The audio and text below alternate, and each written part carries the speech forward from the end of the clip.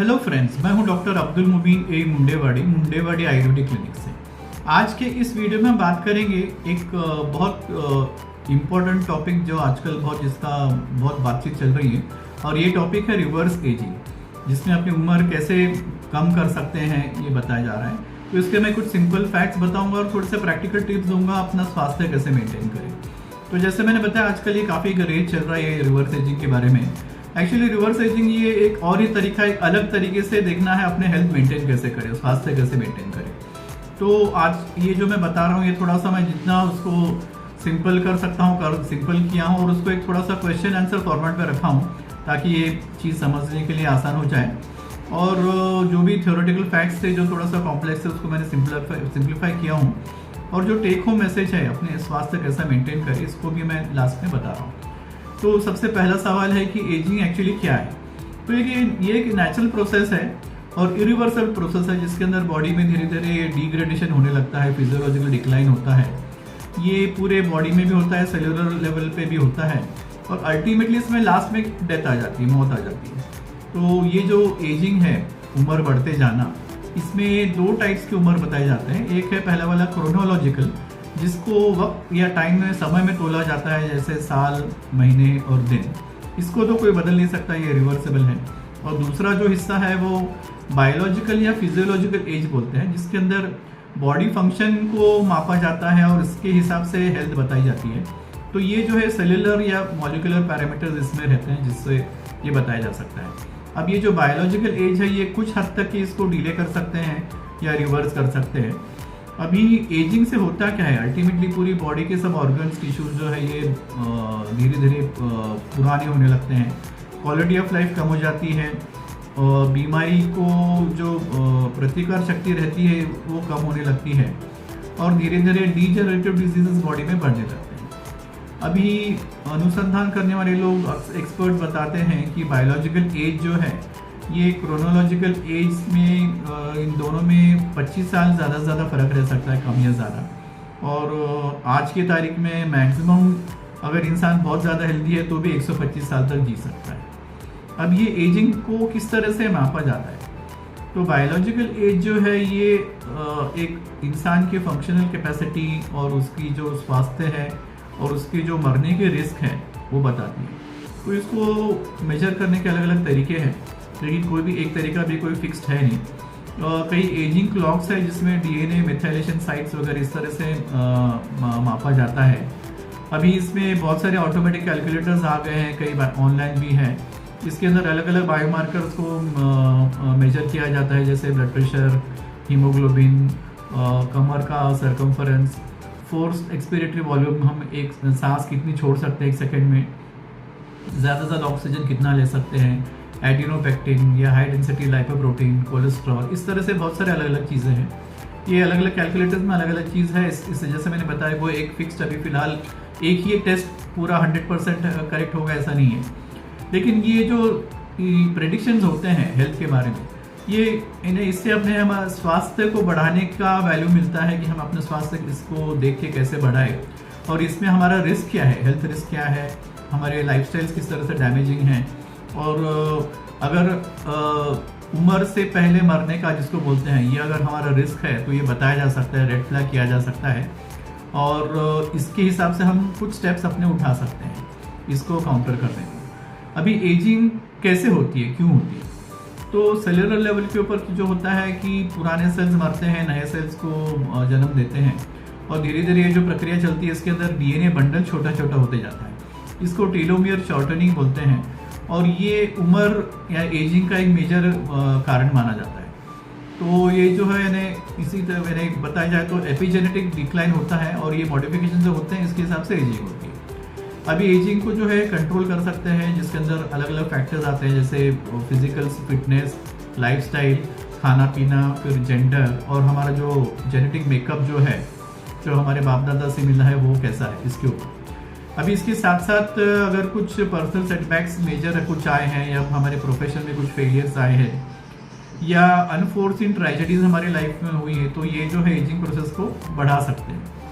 इसी तरह से लॉन्ग टर्म एक्सपोजर अगर धूप को मिले तो इसकी वजह से स्किन इलास्टिसिटी कम होती है, और एक इंसान उम्र से भी ज़्यादा उम्र वाला दिखता है।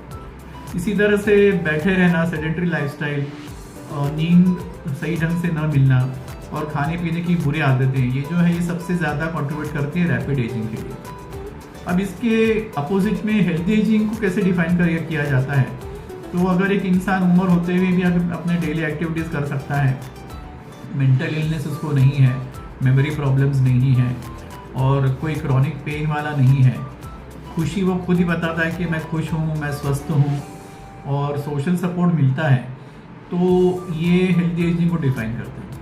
अभी हेल्दी एजिंग वाले लोग कौन ज़्यादा रह सकते हैं, तो ज़्यादा करके जो कम उम्र से ही स्वास्थ्य के बारे में उनको जानकारी है, जिनके इनकम लेवल ज़्यादा है, जो शादीशुदा है, जिनको मोटापन नहीं हुआ है, जो स्मोक नहीं करते हैं और जिनको नींद पर्याप्त रोज़ मिलती है, जिनको हार्ट डिजीज़ नहीं है, आर्थराइटिस नहीं है और जो रोज़ कुछ ना कुछ फिजिकल एक्टिविटी करते हैं, ये सब जो है ना, ये लोग ज़्यादा करके इनको हेल्दी एजिंग होने के चांसेस ज़्यादा है। और इसके विपरीत में जिनको नहीं है उनके फिर रैपिड एजिंग हो सकती है। अभी ये एजिंग रिवर्स किस तरह से की जा सकती है, तो इसके अंदर दो भाग हैं। पहला वाला भाग है प्री क्लिनिकल या जिसको लेबोरेटरी स्टडिंग बोलते हैं।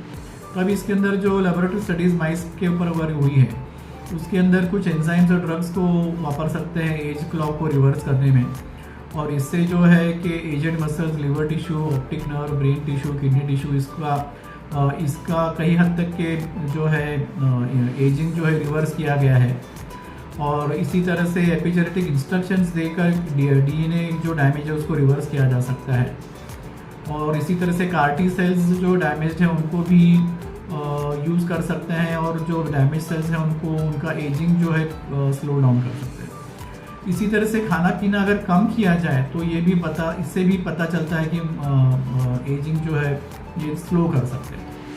अभी ह्यूमन स्टडीज़ किया हुआ है अभी तक के, तो आमतौर पे देखा गया है कि जैसा खाना पीना कम करना और वेजिटेरियन डाइट ज़्यादा लेना जिसमें एक्सरसाइज ज़्यादा होती है और कुछ ड्रग जैसे मेटफॉर्मिन, विटामिन D3 लेने से एजिंग प्रोसेस स्लो हो सकता है। इसी तरह से अगर हाई क्वालिटी स्लीप मिले, फिजिकल एक्टिविटी अच्छी हो, हेल्दी डाइट हो और कुछ स्पेसिफिक मेडिसिन यूज़ किए जा सकते हैं जैसे एंटी हाइपरटेंसिव, डॉक्साजोसिन या एक मेटाबोलाइट है जिसको अल्फा कीटोग्लूटारेट बोलते हैं, ये सबसे एज स्लो हो सकती है। अब इम्पॉर्टेंट बात यह है कि एज डिफाइंग प्रोडक्ट जो मिलते हैं इनका कोई खास फ़ायदा नहीं देखा गया। अभी इसी तरह से कुछ और चीज़ें हैं जिससे फ़ायदा होता है जैसे glutathione, resveratrol, brain derived neurotrophic factor, nitric oxide, meditation, hyperbaric oxygen treatment, ये सबसे फ़ायदा होता है। अभी एक मेडिटेरेनियन डाइट है जिसमें लीन प्रोटीन्स और फ्रूट्स और vegetables, whole grains, healthy fats like olive oils और फैटी फिश वापरते हैं। इससे देखा गया है कि हार्ट डिजीज़ कम होती है, हार्ट अटैक्स कम होते हैं, स्ट्रोक्स कम होता है, मसल लॉस कम होता है और जो कोग्निटिव डिक्लाइन ये कम होता है और इससे रिलेटेड बीमारियां जैसे डिमेंशिया, अल्जाइमर से कम होता है, स्किन एजिंग में कम होती है। इसी तरह से डीएनए मिथाइलेशन जो है इसको ट्रैक करने से पता चला है कि जो ह्यूमन बींग्स अपना डाइट, एक्सरसाइज और रिलैक्सेशन वगैरह सब फॉलो कर रहे हैं और सही ढंग से सप्लीमेंट्स ले रहे हैं, उनका भी कम से कम 3 साल उनकी एज रिवर्स की जा सकती है, ये बताया गया है। इसी तरह से एक्सरसाइज, वेजिटेरियन डाइट, नींद को सही ढंग से लेना, स्ट्रेस मैनेजमेंट सही ढंग से करना, ये सब इससे देखा गया है कि जो डिजीज़ प्रोड्यूसिंग जीन्स हैं ये बॉडी में रहने के बावजूद भी इनकी एक्टिवेशन होती नहीं है। इसी तरह से कोल्ड एक्सपोजर से मेटाबॉलिज्म इंप्रूव होता है, इन्फ्लेमेशन कम होता है, मोटापा कम होता है और हीट को एक्सपोजर से डैमेज प्रोटीन्स कम होते हैं और इम्यून सिस्टम अच्छा होता है। और सप्लीमेंट्स में मेटफॉर्मिन, रेस्वेरेट्रॉल, निकोटिनामाइड मोनोन्यूक्लियोटाइड जिसको NMN शॉर्ट में बोलते हैं, इन सब से इन्फ्लेमेशन कम होता है, एजिंग सेल्स निकल जाते हैं, कार्डियोवास्कुलर सिस्टम हेल्दी रहता है और एनर्जी लेवल्स अच्छे रहते हैं। अभी एक वेल नोन एक रिसर्चर है जो उसके डे टू डे लाइफ में ये सब प्रैक्टिसेस करता है कि स्टार्च कम, शुगर कम, वेजिटेरियन डाइट, सिर्फ दिन में एक बार खाना, वज़न कम रखना, रेगुलर एक्सरसाइज जैसे वॉकिंग, लिफ्टिंग, वेट, जॉगिंग, फिर रेगुलर सोना, फिर आइस कोल्ड वाटर डिप और कुछ vitamin D, K2, aspirin, resveratrol, metformin, NMN ये रेगुलर लेना, तो इससे देखा गया है कि उसकी बायोलॉजिकल एज जो है वो क्रोनोलॉजिकल एज से कम 10 साल कम है। इसी तरह से रिसर्चर्स ने कुछ ब्लू जोन्स दुनिया भर में आइडेंटिफाई किए, कुछ ऐसे एरिया जहाँ पे लोग ज़्यादातर 100 साल से ज़्यादा जीते हैं। अब उनमें क्या कॉमन है, तो ये लोग सब नेचुरली मूव करते हैं, यानी जिम जाते नहीं लेकिन उनकी मूवमेंट दिन भर अच्छी होती है। इनका एक ज़िंदगी का मकसद रहता है, ये स्ट्रेस को अच्छे से मैनेज करते हैं, खाने में सिर्फ 80% डाइट खाते हैं, वेजिटेरियन डाइट ज़्यादा रहता है, वाइन थोड़ा बहुत रोज़ डेली पी लेते हैं। उनका कोई फेथ बेस्ड कम्युनिटी में उनका हिस्सा रहता है, फैमिली ये लोग फर्स्ट रखते हैं और ऐसे सोशल कम्युनिटीज़ में रहते हैं जहाँ पे हेल्दी बिहेवियर सपोर्ट होते हैं। तो अभी आखिरी पॉइंट ये है कि हेल्दी किस तरह से रहा जाए। तो बेसिकली एक वेजिटेरियन डाइट को अडॉप्ट करें, whole grains, fruits, vegetables, consume fatty fish twice a week, फिर नट्स खाएं, बेरीज खाएं, ग्रीन टी पिए, फिर जो स्पाइसेस है ginger, turmeric, clove, cinnamon, oregano, garlic, इनको यूज़ करें, रेड मीट कम करें, प्रोसेस्ड फूड कम करें, पेस्ट्रीज, आइसक्रीम कम करें, स्मोकिंग टोटली बंद करें, अल्कोहल को अगर पीना ही है तो बहुत कम पिए, नींद अच्छी लें, रेगुलर एक्सरसाइज करें, और एक्सरसाइज में सब मिक्स रहना चाहिए, जैसे weight lifting, cardio, muscle strengthening exercises, yoga, deep breathing और मेडिटेशन।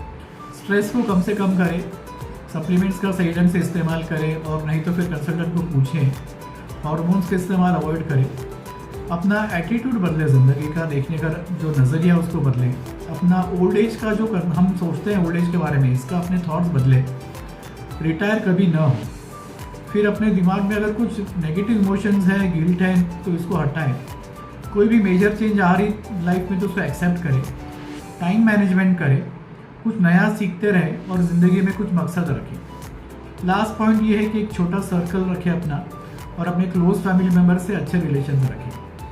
तो फ्रेंड्स, एक शॉर्ट डिस्क्रिप्शन हुआ रिवर्स एजिंग के बारे में और अपनी हेल्थ किस तरह से मेंटेन कर सकते हैं। मिलते हैं अगले वीडियो में। Good bye.